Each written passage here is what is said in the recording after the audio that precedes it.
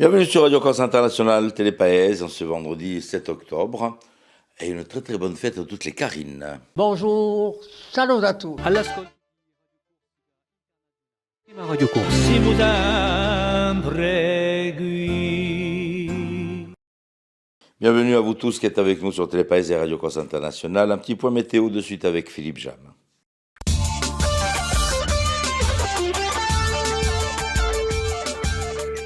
Bonjour Auguste, bonjour à toutes et bonjour à tous. Mauvaise nouvelle, le week-end sera plutôt passable avec tout d'abord ce vendredi un temps gris et pluvieux avec même de la neige à partir de 2100 mètres. Le vent de nord à nord-est sera parfois modéré le long de la côte orientale ainsi que sur le nord de l'île. Les maximales seront en baisse, 12 à 19 degrés du centre vers le bord de mer. Samedi, les nuages vont prédominer avec même quelques pluies éparses sur la plaine orientale, sur le relief, dans le Cortenay avec un vent d'est à nord-est toujours modéré à assez fort. Les maximales se situeront entre 11 et 18 degrés. Dimanche, en début de matinée, les nuages seront encore nombreux avec quelques pluies éparses. Des éclaircies se développeront dans l'après-midi. Le vent de nord à nord-est sera toujours sensible. Les maximales de ce dimanche tourneront entre 10 et 17 degrés.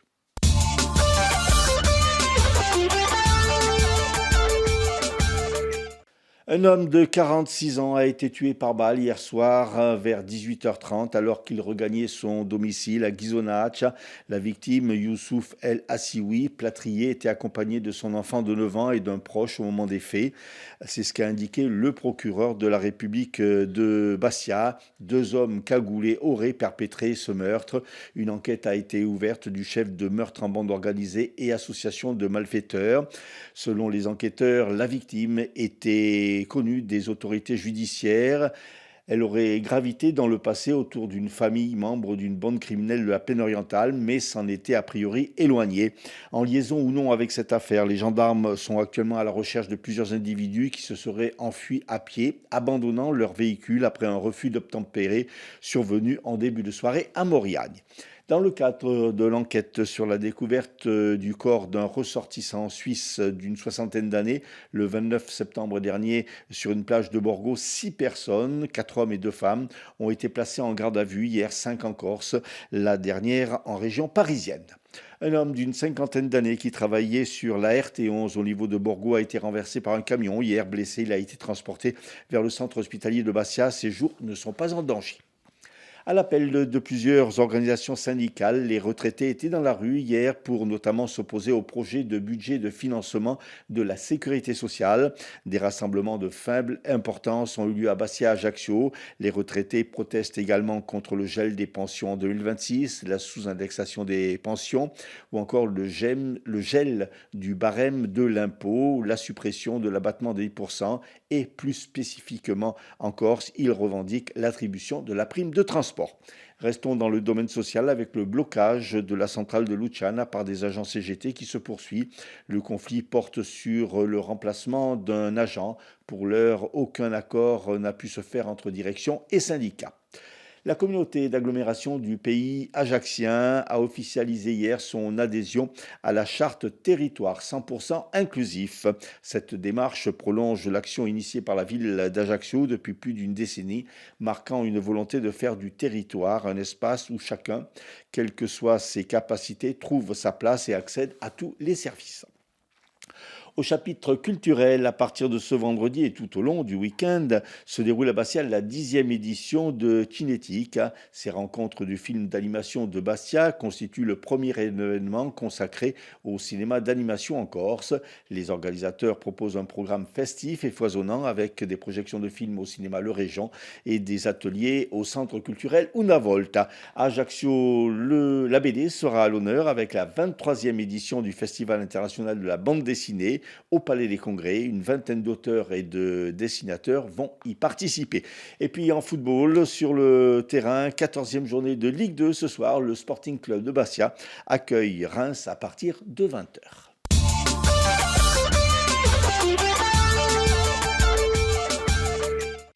Allez, on vous retrouve dans un petit moment, Philippe, pour les invités. On est toujours avec les rencontres musicales méditerranéennes. Aujourd'hui, on va parler de l'Égypte. Pour l'instant, les pronostics hippiques donc, de Rémi, en vous rappelant que ce dimanche, les courses seront à Vignette, du côté d'Ajaccio, à partir de 14h. Les pronostics hippiques de Rémi sur Radio Corse International. Bonjour à tous, ce vendredi dans les bons coups du jour, nous serons sur l'hippodrome de Vincennes.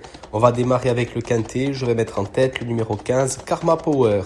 Passons à la 6e course où le 1, Minuti du Gers devrait lutter pour la victoire, tout comme dans la 8e, le numéro 12, Isba du Vivier.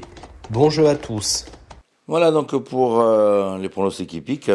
Et on poursuit avec Paxi et l'horoscope.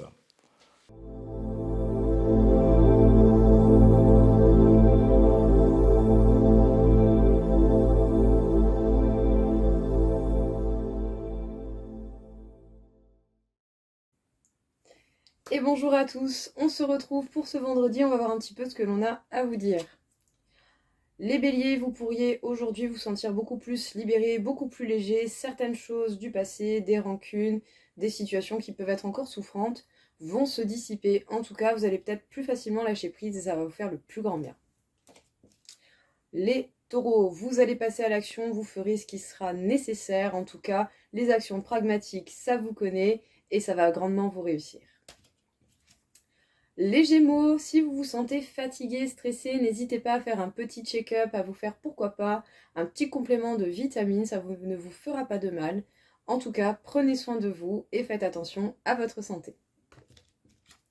Les cancers, on lâche prise, on a des évidences, on a des réponses que l'on attendait peut-être ou dont on avait besoin. Ces réponses, eh bien, c'est vous qui les avez. Peut-être qu'aujourd'hui, les choses vont vous paraître plus claires et ça vous fera beaucoup de bien mentalement. Les lions, quelques blocages au niveau sentimental, des incompréhensions ou la sensation de stagnation. Rien de dramatique, mais aujourd'hui, on ne sera pas forcément fleur bleue. Donc, on prend du recul, on prend son temps et on avance gentiment. Les vierges, vous êtes dans une phase de changement. Aujourd'hui, il y a de la nouveauté, il y a de la fraîcheur. On arrête les anciennes habitudes et on prend de nouvelles habitudes qui vont justement beaucoup plus coller à votre personne. Les balances, certaines discussions aujourd'hui pourront être confuses, en tout cas, le dialogue, la compréhension entre vous et les autres ne pourra pas être très très clair. Prenez patience, ça ne durera pas. Les scorpions, il va y avoir des réconciliations aujourd'hui avec certaines personnes avec qui vous avez peut-être déjà eu des histoires, des conflits, et même si ce ne sont pas des réconciliations, peut-être une explication qui pourront quand même apaiser les rancunes. Les sagittaires, il y a certaines choses qui peuvent vous peiner le cœur, mais il va falloir accepter les situations telles qu'elles sont. On n'a pas forcément la maîtrise de tout et on ne peut pas forcément tout gérer ou tout modifier. Il y a certaines réalités qu'il faut accepter telles qu'elles sont. Prenez le temps, essayez de vous faire plaisir pour pouvoir passer ce petit moment de pas bien. Les capricornes, vous ferez ce qui est nécessaire pour pouvoir vous protéger, vous, vos actions, votre travail, votre vie perso. Vous ne laisserez personne venir vous mettre des bâtons dans les roues. Les Verseaux, vous allez avoir des résultats positifs aujourd'hui, des bonnes nouvelles qui vont tomber. Peut-être certaines choses se débloquent ou en tout cas, au niveau financier éventuellement aussi, vous pourrez avoir de bonnes nouvelles et ça fait grave plaisir. Et enfin, les Poissons. Si vous êtes dans une situation sentimentale, il pourrait y avoir des disputes, des incompréhensions, mais bon, rien de dramatique ou de fataliste non plus. Ce sont des phases qui arrivent entre deux personnes. Ou sinon, pour d'autres, si vous avez un coup de cœur pour quelqu'un, peut-être que vous n'aurez pas les mêmes optiques et cela pourra causer pas mal de perturbations. Voilà tout le monde, je vous souhaite à tous une belle journée et je vous dis à bientôt.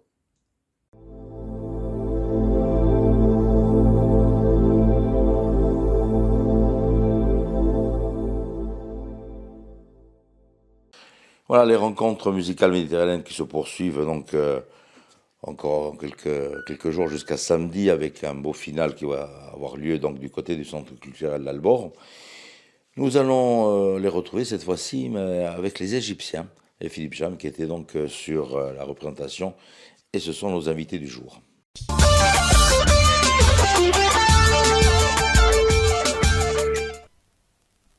Dans le cadre des rencontres musicales de Méditerranée, nos invités aujourd'hui, la formation égyptienne Saltana. Vaji Douce, bonjour, et merci d'être venu nous rencontrer juste avant ce concert. Justement, c'est important pour vous ce genre de rencontre, de partager votre culture? Alors, permettez d'abord vous dire merci pour votre invitation, pour qu'on présente notre musique, notre folklore égyptien. Et franchement, je suis très ravi, très content que cette importance que vous donnez, cette importance pour notre culture musicale. Moi, je m'appelle Dos Wagi et j'ai un orchestre qui s'appelle Saltana. Et on a la chance et l'occasion avec Madame Marie-France qui nous donne l'occasion de présenter notre folklore. Franchement, j'ai été surpris de voir le peuple ici. Ils sont très, très intéressés par cette culture, soit ici, soit dans un collège, soit dans le lieu qu'on a présenté notre concert. Franchement, je suis très content. Quel est l'historique du groupe Saltana? En fait, on est des musiciens très anciens qu'on travaille souvent à Paris. On présente des prestations culturelles, soit avec l'ambassadeur, qui a tous les ambassadeurs, des réunions culturelles, des danses orientales, des folklore, de notre folklore, soit folklore égyptien, soit folklore libanais, marocain, tunisien. Et ça tombe bien que je vois que vous êtes en train de découvrir tout ce qui est autour de Méditerranée. Parce que d'ailleurs, on va faire la musique avec plusieurs couleurs. Il y a l'Espagne, il y a l'Italie, il y a plusieurs pays arabes. Et franchement, pour moi, je trouve que la musique, c'est la langue mondiale, qu'il n'y a pas de barrière. Et ça me rend heureux. Heureusement que j'ai fait ça. Justement, pourquoi le nom de Saltana? Saltana, ça donne... Saltana, c'est un reverbe qui ça donne l'extase. Pourquoi? Parce que notre musique, on a les quarts de ton. Qu'est-ce que ça veut dire un quart de ton? Quart de ton, c'est 4 parties sur une seule ton musical. Alors, ça donne des profondeurs, ça touche plus le cœur. Le preuve qu'on voit par exemple un de notre musiciens, il s'appelle Monsieur Edouard Iskandar. C'est un des musiciens très anciens qu'il a joué. Je l'ai fait une playback avec Dalida à l'époque. Il a joué avec Enrico Macias. Il a joué dans plusieurs films, Clo-Clo, Les Grands et les Mulets. Et qu'est-ce qu'il joue, ce monsieur? Il joue les flûtes orientales. Le flûte orientale, c'est un instrument naturel. Qu'est-ce que ça veut dire naturel? C'est le bois, qu'on le trouve c'est un morceau de bois qui est bien mesuré par une certaine des détails, et ça donne des musiques formidables. Est-ce que vous pourriez nous présenter justement les autres instruments? Les autres instruments, il y a le daraboka, c'est le tabla, et c'est notre folklore. Il y a aussi le daf et les tambouras. Les tambours, c'est une espèce un instrument très petit, mais ça donne de la joie dans la musique orientale. Il y a aussi les claviers qui présentent les sitars, la hanoun. Il y a plusieurs instruments là-dedans.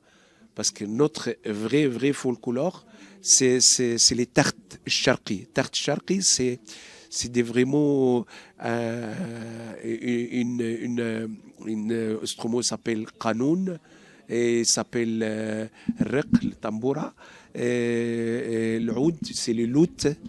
Et c'est pour ça qu'on est petite groupe qui présente quand même une petite partie de cette folklore. Le répertoire, c'est le folklore.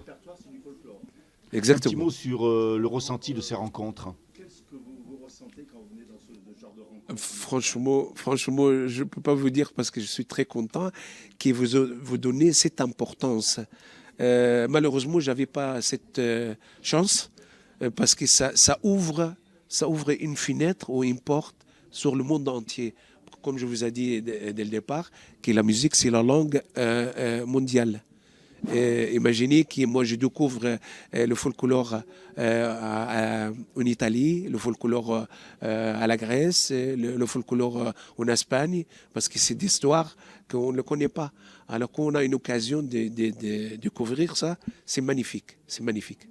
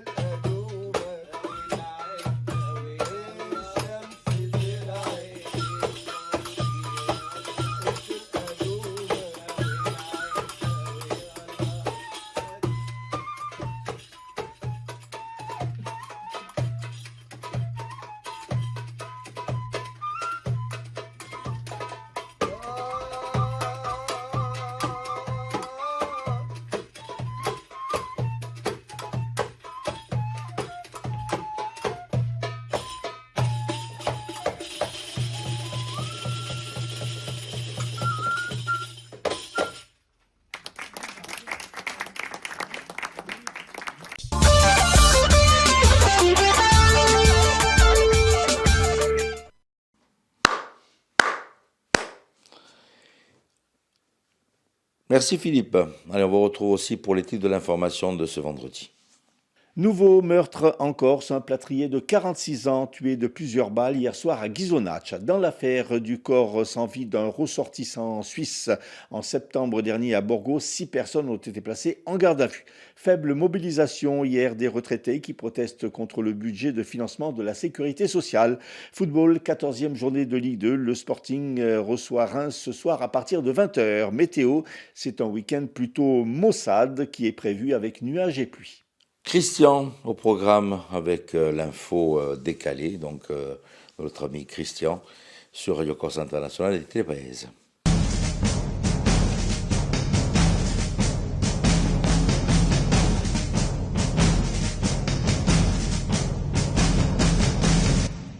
Chers amis de RCI et de Télépaèse, et bonjour. Je suis très heureux de vous retrouver et vous remercie de votre fidélité. Comment ne pas revenir sur l'affaire de la croix de Cascar? Toute la Corse s'est mobilisée, et c'est peu dire. Mais on croit, c'est le cas de le dire, savoir que la communauté de destin, ou certains diront la communauté de déclin, veut à présent faire interdire la vente de ceci. La connerie n'a aucune limite, ils en seraient capables. Une bonne désinfection serait nécessaire, pour ne pas dire vitale. Et viva Groge! Oh là, oh là, oh là. Des nouvelles de notre Sporting. Ovioli, Quandumbolanda, le match Bastia-Laval n'avait pas eu lieu. en raison de la tempête Benjamin. Non, Mika Netanyahu, elle est chez Moulugordinto. Les Lavallois ont voulu piéger le Sporting, en profitant de la circonstance avec des arguments farfelus pour justifier leur non-déplacement. Si certains, chez nous, imaginent déjà avoir les 3 points gagnés sur tapis vert, Sisbaï ou Dizigour. Il faut croire que les dirigeants mayennais n'ont pas organisé cela sans avoir l'aval de la Ligue. Vous allez voir qu'auprès des instances nationales, cette combine, cette mayonnaise va prendre. À suivre. Mais heureusement que le Sporting a gagné son premier match contre Clermont. Et nous espérons encore beaucoup d'autres pour se maintenir. Oh là, oh là, oh là. Gracia. Installation de la vidéosurveillance dans plusieurs lieux de la ville. Je ne sais pas si cela aura un effet sur les actes d'incivilité, mais j'ai remarqué que la tenue des Bassiaises et des Bassiais, vu qu'ils sont filmés, s'est nettement améliorée. Les femmes sont bien maquillées, les brushings impeccables, coumémé. Oh là, oh là, oh là. Les marques de vêtements bien en vue. Et même sur l'Aldilonde, les sportifs et les sportives arborent des tenues des plus élégantes. Souriez, vous êtes filmés.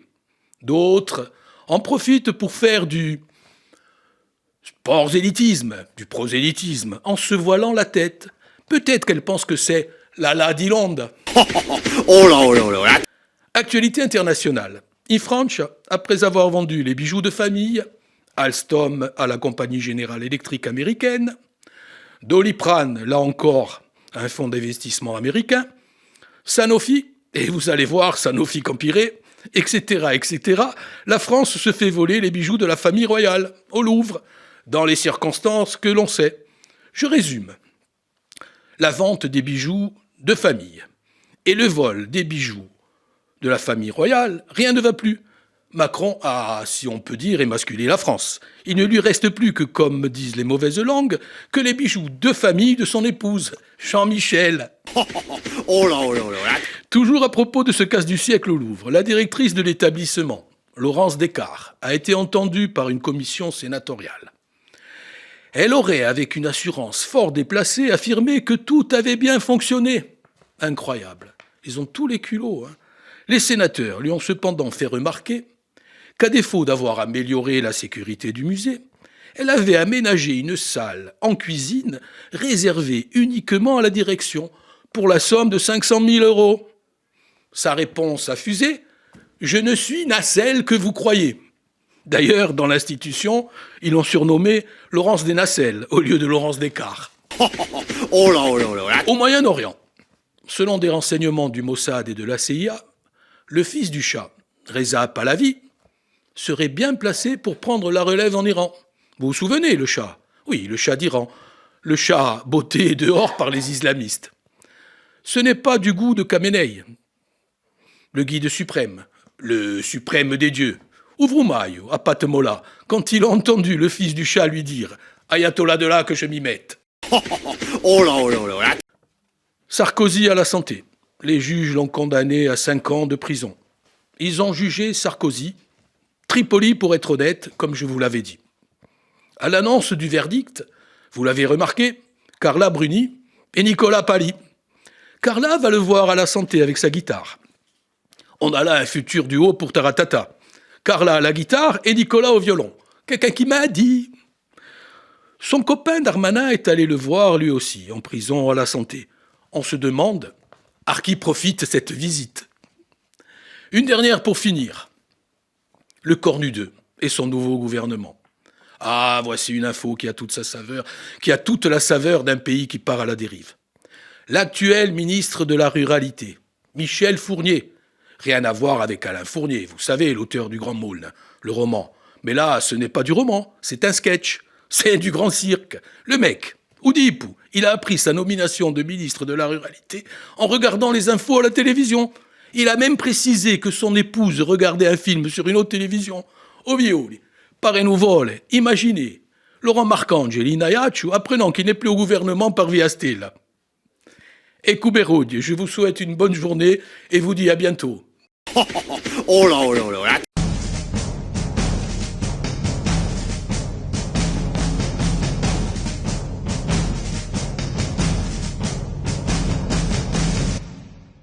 Voilà, en vous remerciant d'avoir passé ce petit moment en notre compagnie sur Télépaïse et Radio Corse International. Alors on va faire un petit pont avec toute l'équipe de Radio Corse International et on se retrouve mercredi.